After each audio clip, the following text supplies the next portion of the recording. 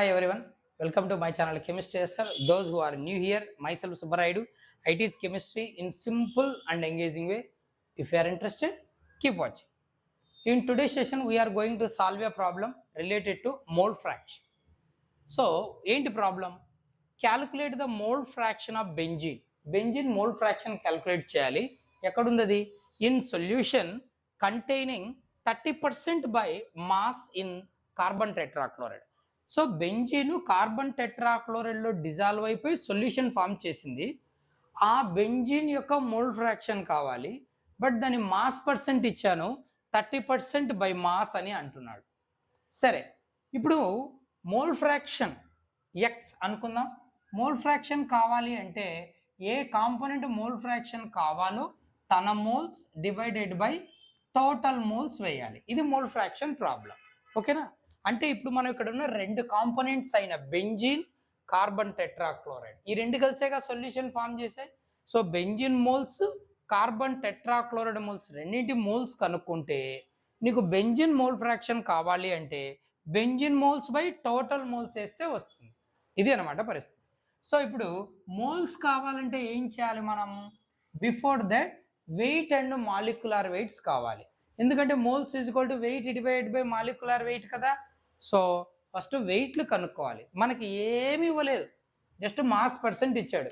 దాని మీనింగ్ రాసుకోగలిగితే వెయిట్ వచ్చేస్తుంది.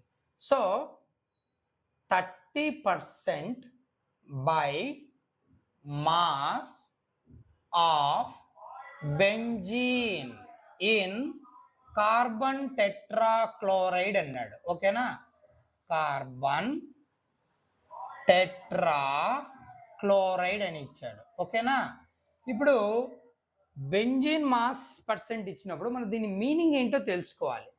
దట్ ఈస్, దీని అర్థం ఏంటంటే 30% by mass of benzene in carbon tetrachloride solution means 30 grams of benzene, 30 grams of benzene in 100 grams of solution అని దీని అర్థం. అంటే టోటల్ 100 grams సొల్యూషన్ తీసుకుంటే 30 grams బెంజీన్ ఉంది అని దాని అర్థం. ఓకేనా? సో వెయిట్ ఆఫ్ బెంజీన్, ఓకేనా, బెంజీన్ వెయిట్ తెలిసింది ఎంత? 30 grams అని. ఓకే, మనకేం కావాలి? మోల్స్ కావాలి. మోల్స్ కావాలంటే మాలిక్యులర్ వెయిట్ కావాలి కదా, అది రాద్దాం. Therefore molecular weight of benzene. Molecular weight ఎలా వస్తుంది? అటామిక్ వెయిట్స్ అన్ని సమ్ చేస్తే వస్తుంది. కార్బన్లు 6 ఉన్నాయిగా, ఈచ్ కార్బన్ అటామిక్ వెయిట్ 12గా, 12 6.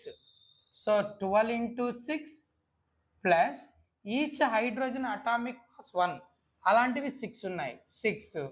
సో టోటల్ ఎంత అవుతుంది? 72, 6, 78 gram per mole. Molecular weight కూడా వచ్చేసింది. నెక్స్ట్ ఏం కావాలి? మోల్స్ కనుక్కుందాం. సో మోల్స్ ఆఫ్ బెంజీన్, ఓకేనా, N1 అనుకో, సే N1. మోల్స్ ఎలా వస్తుంది నైనా? Weight divided by gram molecular weight అంటాం. So 30 divided by 78. 30ని 78తో డివైడ్ చేస్తే వీ గెట్ 0.385 మోల్స్ వస్తుంది. అన్ని మోల్స్ వస్తాయి. ఓకేనా? సరే, బెంజిన్ మోల్స్ ఓకే. ఇంకేం కావాలి మనకు? ఇంకొక కాంపోనెంట్ అయిన కార్బన్ టెట్రాక్లోరైడ్ మోల్స్ కూడా కావాలి. రెండింటి మోల్స్ తెలిస్తే దేని మోల్ ఫ్రాక్షన్ అడిగితే దాని మోల్స్ బై టోటల్ మోల్స్ వేస్తాం కదా. కాబట్టి ఇంకో కాంపోనెంట్ ఎవరు? Carbon tetrachloride. So weight of, first weight కనుక్కుందాం. కార్బన్ సింపుల్గా CCl4 అని రాద్దామా? Weight of CCl4 is equals to ఎంత? వెయిట్ తెలీదు మనకు. సొల్యూట్ అయిన బెంజిన్ వెయిట్ తెలుసు, సొల్యూషన్ 100 grams అని తెలుసు. ఈ స్టేట్మెంట్ బట్టి రాసుకున్నాం. మరి సాల్వెంట్ అయిన కార్బన్ టెట్రాక్లోరైడ్ వెయిట్ ఎలా వస్తుంది? So weight of solution minus weight of solute. Solution weight తెలిస్తే సొల్యూటు సాల్వెంట్ వెయిట్ల సమ్ సొల్యూషన్. కాబట్టి నీకు సాల్వెంట్ అయిన కార్బన్ టెట్రాక్లోరైడ్ వెయిట్ కావాలంటే సొల్యూషన్ మైనస్ సొల్యూట్. సొల్యూట్ ఎవరు? బెంజిన్, స్మాలర్ కాంపోనెంట్ కదా. సో సొల్యూషన్ 100 grams, సొల్యూట్ అయిన మన బెంజిన్ 30 grams, సబ్స్ట్రాక్ట్ చేస్తే 70 grams అని వస్తుంది కార్బన్ టెట్రాక్లోరైడ్ వెయిట్. నెక్స్ట్ ఏం కావాలి? Molecular weight, then moles. So molecular weight of carbon tetrachloride, carbon atomic weight 12, 4 into chlorine 35.5, ఓకేనా. That is equal to 154 grams per mole molecular weight వస్తుంది. 35.5 into 4 plus 12 వేస్తే 154. That's it. Okay, ఇప్పుడు molecular weight తెలుసు, weight తెలుసు. Next ఏంటి? Moles. Moles of carbon tetrachloride say N2 అనుకుందాం. Formula ఏంటి? Same weight by molecular weight కదా. Weight ఎంతనైనా 70, molecular weight 154, that is equals to 0.454 వస్తుంది. ఇన్ని మోల్స్ వస్తాయి, క్యాల్కులేట్ చేస్తే వస్తుంది, రైట్. సరే, ఇప్పుడు రెండింటి మోల్స్ వచ్చాయి, but we need mole fraction of ఎవరిది? బెంజిన్ కదా. సో అదే రాద్దాం. Mole fraction of benzene say x1, that is equals to formula ఏంటి? N1/N1 plus N2. ఎవరి మోల్ ఫ్రాక్షన్ కావాలో వాళ్ళ మోల్స్ బై టోటల్ మోల్స్ వేస్తాం. ఇప్పుడు బెంజిన్ కావాలి కాబట్టి benzene moles by total moles. Benzene moles ఎంత వచ్చాయైనా మనకు 0.385 డివైడ్ బై టోటల్ మోల్స్ అంటే రెండు కాంపోనెంట్ల మోల్స్ సమ్ చేయాలి. బెంజిన్ ఏమో 0.385 ప్లస్ కార్బన్ టెట్రాక్లోరైడ్ ఏమో 0.454.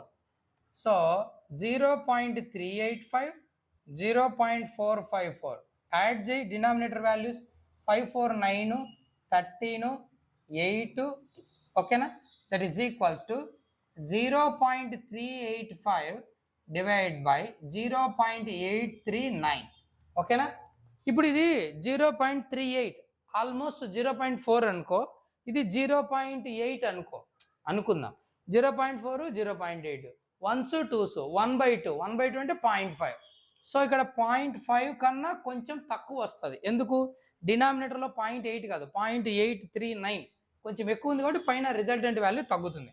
ఆ వాల్యూ ఎంత వస్తుందంటే 0.5 కన్నా తక్కువ అన్నాగా 0.458 అప్రాక్సిమేట్.